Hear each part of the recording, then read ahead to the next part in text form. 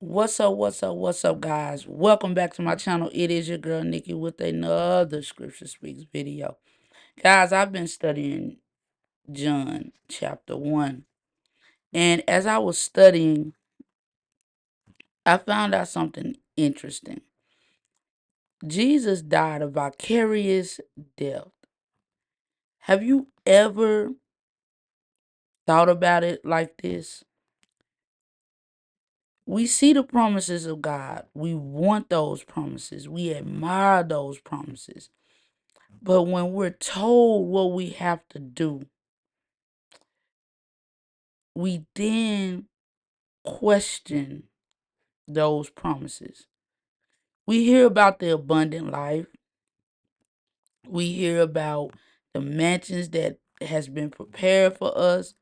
And all of that sounds good. Uh, Anything that you go through, God is not going to let you go through anything on your own. He'll never leave you nor forsake you. He won't put on you more than you can bear. And we read all of those scriptures. He will supply all of your needs. He's We can cast all our cares on him. We have strength because of him. We hear all of these beautiful, beautiful scriptures. And we never think about we want that life. We admire that life. We look at some people and we admire their life. We want to live that life. Somebody tell you, I make $45 an hour to do pretty much the easiest job you can think of. And we want that. We like, man, get me on. Get me that job. Are you all hiring? But when we actually are invited and given the opportunity, we find out it's more than we bargained for. We don't want it. We look at celebrities and we look at the glamour, everybody's funneling over them, taking pictures. We see all of these things. And we look and we think that could be me. But then when they tell you the horror stories about what they went through, the things they've experienced, how they had times where they were homeless, they were living in their cars. They weren't automatically a superstar. They had to get it out the mud. And we like, oh, I don't want to do all that. So today, that's what I want to talk about, guys. I want to talk about the vicarious death of Jesus. Let's look at it.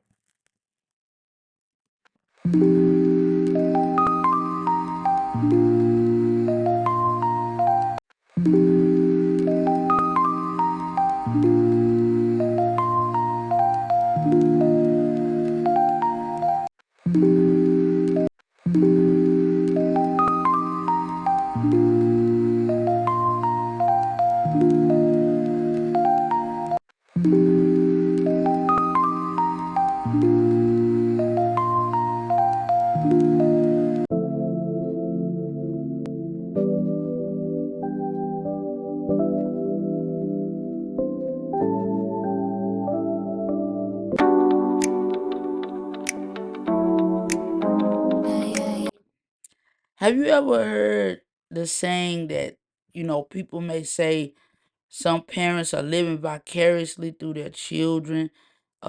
They push their children because they feel like that child can accomplish something they were not able to accomplish. But sometimes we don't want to do the work. Now, you saw in the intro when I talked about the promises of God, how has said that he will never leave us nor forsake us. And we hear those things and we quote those scriptures and we talk about how good God is. But to actually actually live that life, it's a totally different feeling. When we have to experience the pain, the suffering, somebody stabbing you in the back because you got the promotion that they wanted. Someone talking about you but they're smiling in your face. The church member that walks past you and judges you because of what the outfit that you have on. And we look at all of those things and we're like, if that's what it's all about, I don't want it.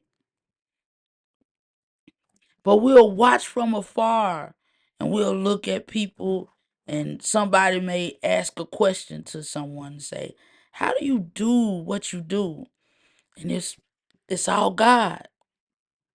And they give all glory and praise to God. And then again, we looking and we're admiring. And they have the nice car, they have the nice home. Everything on the outside looks so grand. But you don't know that inside, they're on their knees. They cry sometimes at night. The struggle is real. Some people can smile. And sometimes we get mad at people when we're looking and they're smiling. You're like, what reason do they have to smile? And then we ask them and they tell us. And then they tell us we should try it. We want all of the benefits. We want all of the benefits. But the work that has to be done, the internal work that has to be done, we don't want to do it. Because that is the hard part. Yeah, I can cast all my cares on God.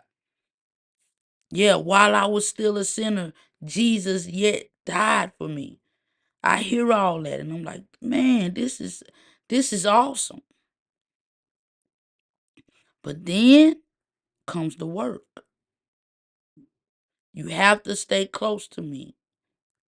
Draw near to me and I'll draw near to you. You have to give up that life that feels good, but it's not good. You have to say no to things that are pleasurable and feel good.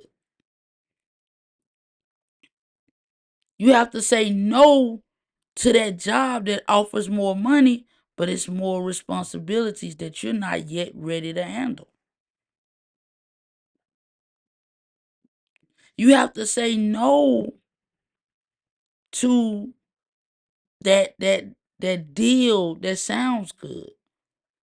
Where they're telling you, if you do this, we'll give you this.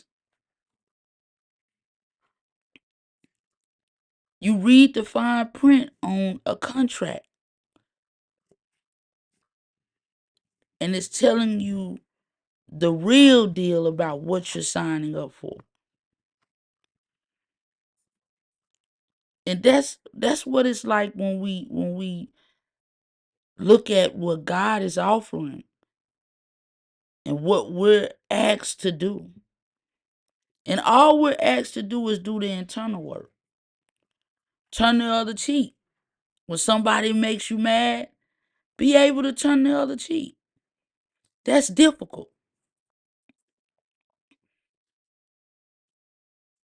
For some of us as Christians, even for me, you telling people the truth, and they're rejecting what you're saying at every turn.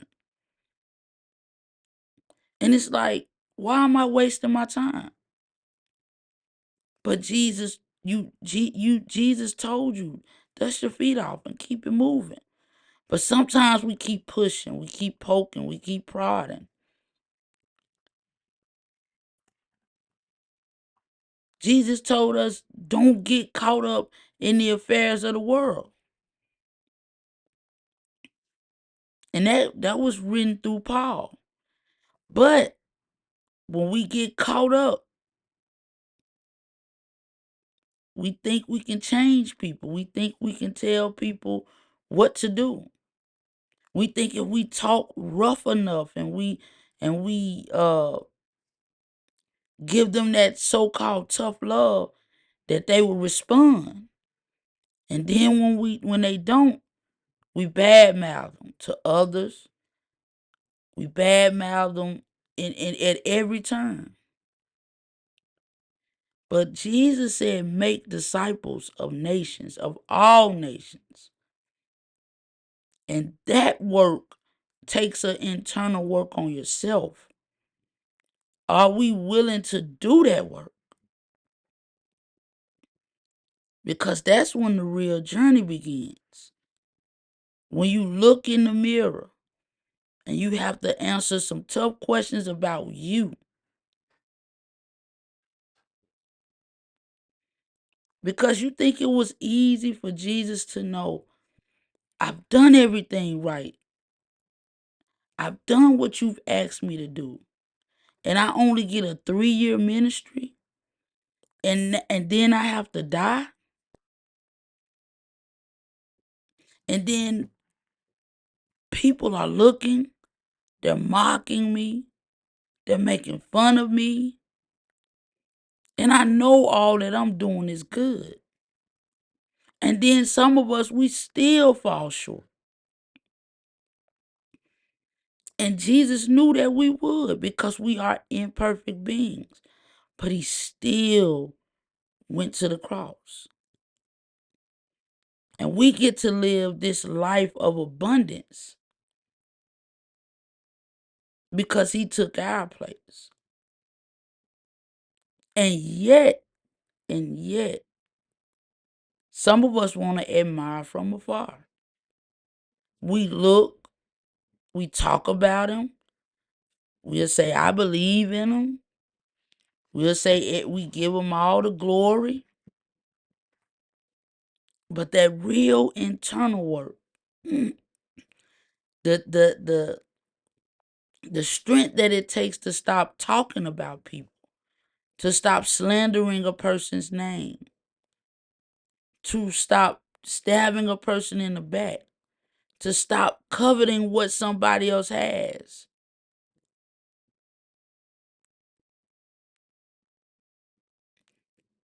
To stop seeking validation from everybody. To stop comparing yourself to everybody. To stop blaming everybody, especially God. That internal work is the work that we have to do. And it's a scary work because now the focus is on you. What's next? What do I do next? What's my part in this? Because Jesus has done his part. He's done his part. And he's continued to lead us, guide us, help us. We can turn to him. We can pray to him.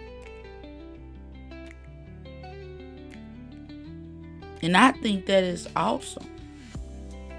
Again, he died a vicarious death.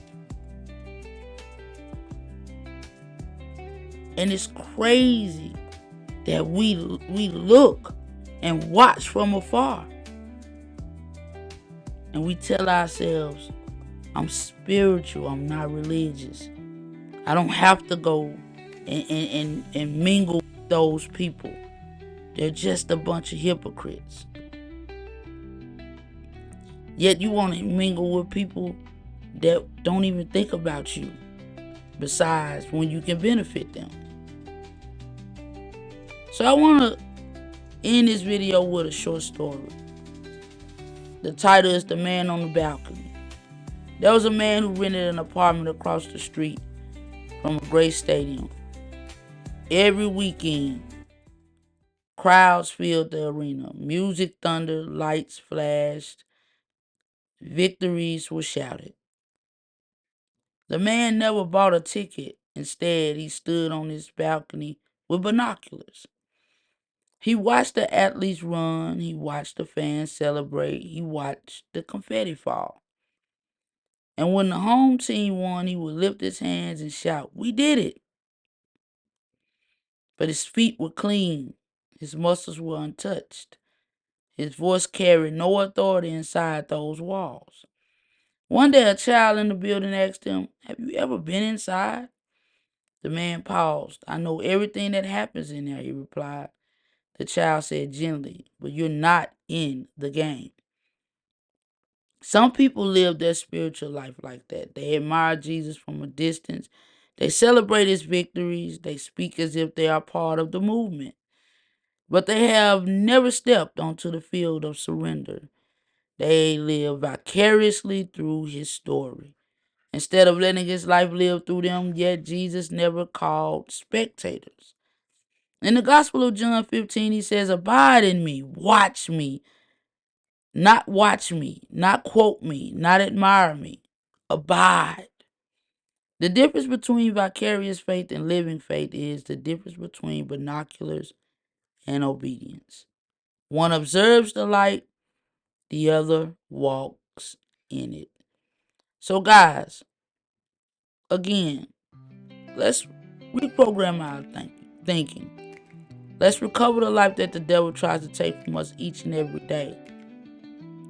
And most importantly, let's get back to love. And remember, God may not be there when you want him, but he will definitely be there in the nick of time. So in the meantime, in between time, allow the scriptures to speak. And don't just be a hearer of the word. Also be a doer. I love you guys. Peace. And I'm out.